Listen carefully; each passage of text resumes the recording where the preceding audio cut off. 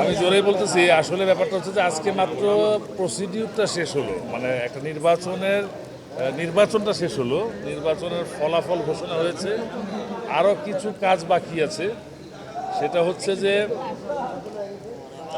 Appeal board declare যখন দিবে যে কোনো আপিল আপত্তি হয়নি, তারপরে যখন ফাইনালি চার্টার টাঙানো হবে যে this committee is legally elected committee, then আমরা যখন শপথ গ্রহণ করব তারপরেই আপনারা এখন পর্যন্ত সভাপতি মিশা সওদাগর সাহেব, আমি আজকে নির্বাচনে বিজয়ী হয়েছি, কিন্তু শপথ গ্রহণ করার পরে আমাদের কনস্টিটিউশন অনুযায়ী শপথ গ্রহণ করার পরেই আমি নিজেকে সভাপতি বলতে পারবো, অথবা আপনারা আমাকে অ্যাড্রেস করতে পারবেন অ্যাজ আ প্রেসিডেন্ট।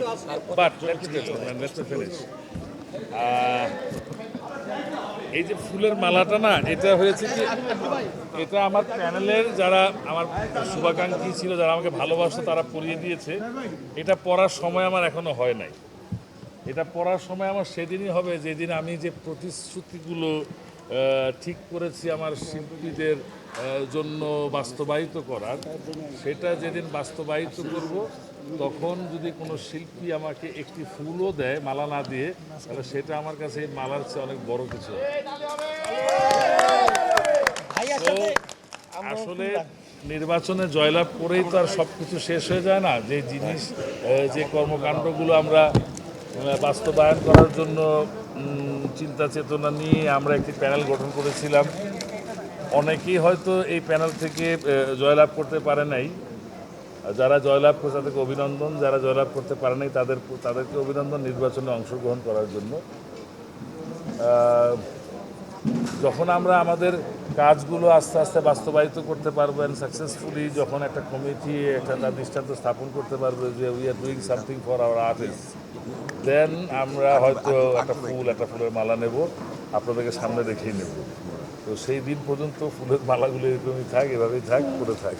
যারা আমাকে ভোট দিয়ে জয়ী করেছে তাদের মনে এত বেশি বিশ্বাস ছিল আমার প্রতি, এত ভালোবাসা ছিল আমার প্রতি, যে তাদের এই ভালোবাসা, এই বিশ্বাসের পুরোপুরি মর্যাদা আমি কীভাবে রাখবো সেইটাই এখন আমাকে বেশি ব্যাকুল করে তুলেছে।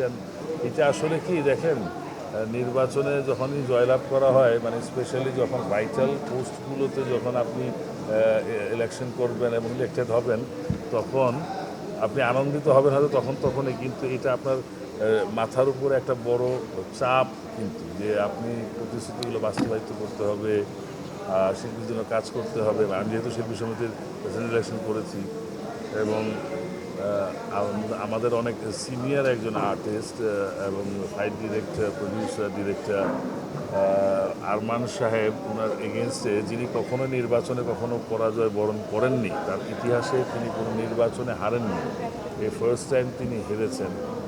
সো এটা অনেক বেশি পাওয়ার। তারপরেও বলবো যে না, বেশি পাওয়ার না, কারণ খালি জয়লাভ করে গেলেই কি হয়ে গেল, না, তা না। জয়লাভের পরে কিছু করতে পারাটা অনেক বড় ব্যাপার। আর আমি এম ভেরি প্রাউড দ্যাট আমি একটা 21 জনের যে প্যানেল করেছিলাম, সবাই খুব স্ট্রংলি প্যানেলের জন্য কাজ করেছে এবং আমাদের প্যানেলকে সাকসেসফুলি জয়লাভ করানোর জন্য তারা সহযোগিতা করেছে। আমরা ইসি থেকে 7 জন আর পোর্টফোলিও থেকে 6 জন জয়লাভ করেছি। সো সবার অনেক বেশি এফোর্ট ছিল। অ্যান্ড থ্যাংক ইউ আপনাদেরকেও, thank you all my journalist friends and brothers that আপনারা সাপোর্ট করেছেন। বিভিন্ন সময় বিভিন্ন আমাদের স্পিচগুলো, বিভিন্ন বক্তব্যগুলো আপনারা সুন্দরভাবে প্রচার করেছেন, যে what we are trying to do, what we want to do for the artist association. So